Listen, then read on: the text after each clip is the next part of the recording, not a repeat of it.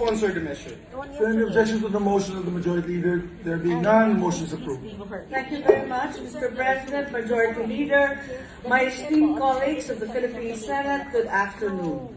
Today I submit to this Chamber Committee Report number 4, sponsoring herewith Senate Bill 1306, an act entitled Postponing the December 2022 Barangay and Sangguniang Kabataan Elections, amending for the purpose RA 9164 as amended by RA 9340, RA 10632, RA 10656, RA 10923, RA 10952, and Republic Act 11462, and for other purposes.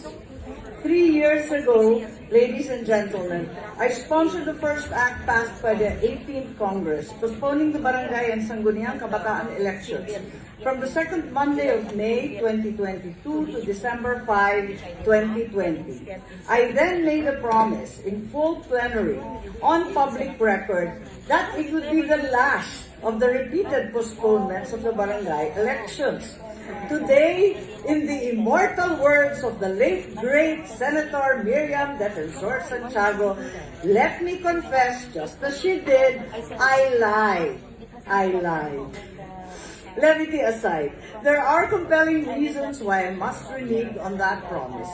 The fact that the Barangay and Sangguniang Kabataan elections have been postponed relentlessly through decades merely underlies the unfinished business of deeper issues plaguing both the barangay and Sangguniang Kabataan systems. Unang-una, halos taon-taon na tayong nag-e-eleksyon. At kung tutuusin, napakaikli ng 3 taon para gampanan ang napakabigat na trabaho sa barangay. Responde sa tuwing may bagyo, maghahabol ng magnanakaw, mamamagitan sa kapitbahay kapag tumawid ng baboy, sa bakuran, pati sa away ng mga asawang nagseselos, lagot sika. Nung tinamaan tayo ng COVID, sila ang sadyang naging frontliners mula sa ospital hanggang sa bahay-bahay, maging sa bukid at lansangan. Love ko si Kap, ang sabi ni Senator Bong Revilla. Sabay rin si Senator Lapid, Cayetano, Ejercito, Escudero, Estrada, Tolentino, na tulad ko na nilbihan sa lokal. A quick review reveals that every barangay election since 1989 has been postponed, resulting in an actual extension of term averaging 4 to 5 years. Hence, I propose that the term of barangay and SK officials be finally extended to 6 years and permanently fix their elections every May, the year following presidential elections. In fact, I have filed Senate Bill number 1195 last August 16, 2022, positing just such an extension and fixing the dates for both the barangay and SK elections for good. Mandin, di ko tanggap bilang dakilang Ilocana ang gastos na nilalaan sa kada eleksyon. Manual lang nga at hindi automated. Pumapatak pa din ng bilyon-bilyon. Sa hirap ng panahon ngayon, hindi ba dapat tayong puspusan magtipid? Magagalit higit sa lahat si Senator Angara sa atin na panay ang hanap ng pera. There is likewise a need to revise and streamline the present Sangguniang Kabataan system. In particular, the feasibility of abolishing the Federasyon ng Sangguniang Kabataan at the barangay level, only maintaining it at the city and municipal levels. Ironically, the good intention of our first anti-dynasty legal provision contained in the SK Charter, disqualifying relatives up to the second degree of consanguinity of affinity to any incumbent official, has rendered ineligible a large class of voters, particularly in the small barangays of 200, 300, 400 voters, where almost everyone is blood-related or by marriage.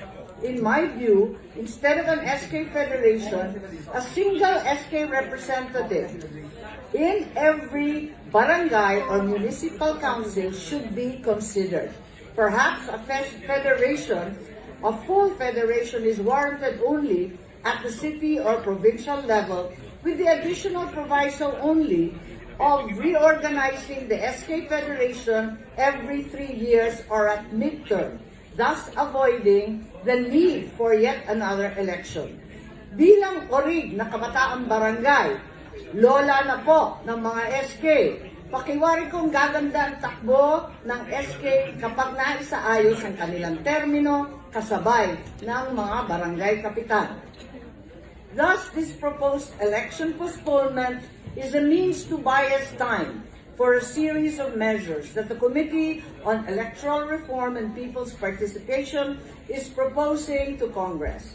This is merely a preliminary measure to give us time to study and debate the deeper issues confronting the barangay and SK systems under our present law.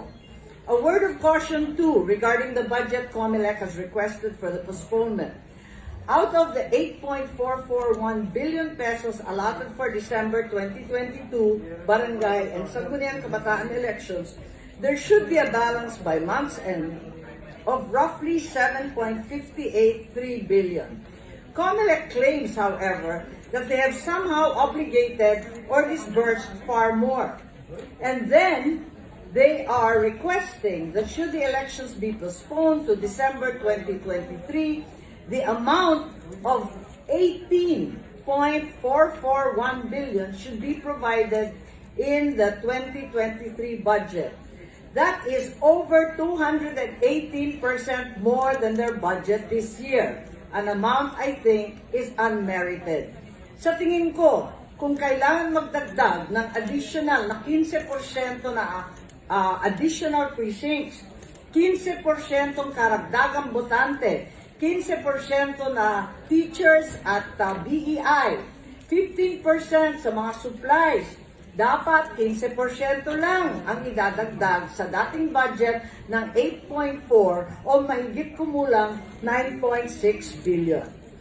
Kung nagtapat ang dakilang senador Miriam Defensor Santiago na siyang nagsisinungaling, may sinabi rin siya, kahit sinong tanga pwedeng tumakbo sa posisyon at posibleng umani ng boto sa kapwa niyang tanga. Wala naman sigurong tanga dito, kundi lahat matitinik at masisipag na senador nakatuon sa trabahong hinaharap.